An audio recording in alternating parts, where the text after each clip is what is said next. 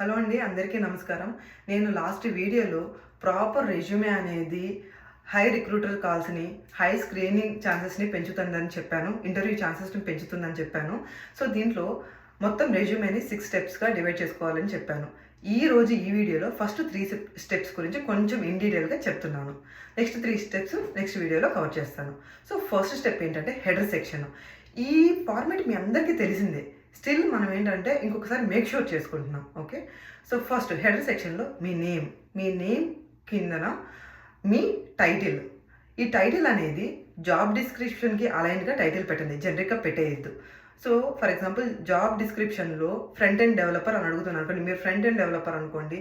So, ఆ front end developer in case job description మీరు apply చేసే జాబ్ అనేది ఫుల్ స్టాక్ డెవలపర్ అడుగుతుంది అనుకోండి. So, senior full stack developer అడుగుతుంటే సీనియర్ ఫుల్ స్టాక్ డెవలపర్ అని పెడతాము.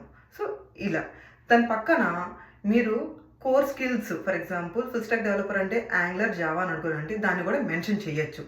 సో, అది ఇంకొంచెం హై విజిబిలిటీని ఇస్తుంది. దీని తర్వాత మీ phone number and email side by side. దాని తర్వాత లింక్డ్ఇన్ యూఆర్ఎల్.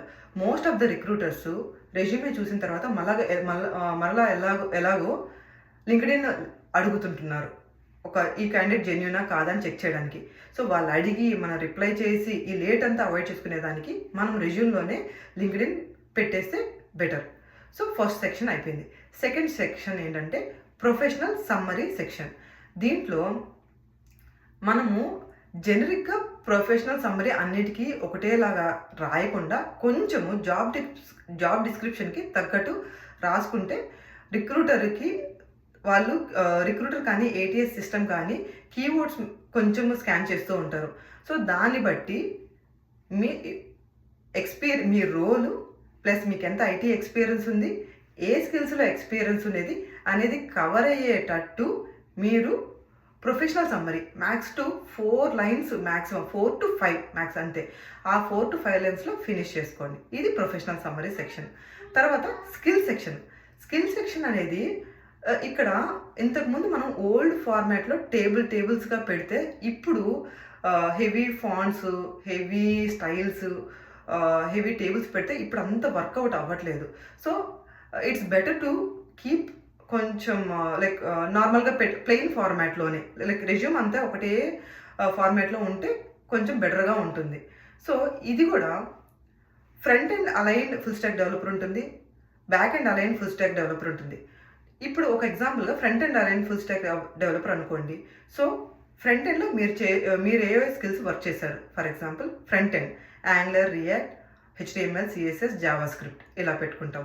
తర్వాత బ్యాక్ ఎండ్ స్కిల్స్ ఏమేమి వర్క్ చేశారు, తర్వాత డేటాబేస్ ఏమేమి వర్క్ చేశారు, తర్వాత డెవాప్స్ అండ్ క్లౌడ్ గ్రూప్ చేసేసేయండి ఏం చేశారు.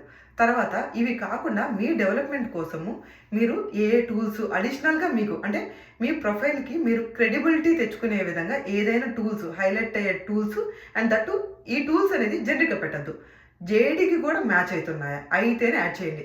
బేసిక్గా మీ రెజ్యూమ్లో అన్నెసరీవి ఏవి పెట్టద్దు.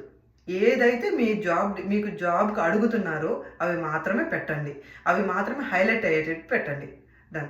సో, ఈరోజు ఈ 3 థింగ్స్ కవర్ చేసుకోండి. తర్వాత నెక్స్ట్ వీడియోలో నెక్స్ట్ 3 పాయింట్స్ గురించి నీట్గా మెన్షన్ చేస్తాను. Thank you. Your IT empowerment coach Soujanya. ఈ వీడియో మీకు నచ్చినట్లయితే like, share, follow, comment. Thank you so much.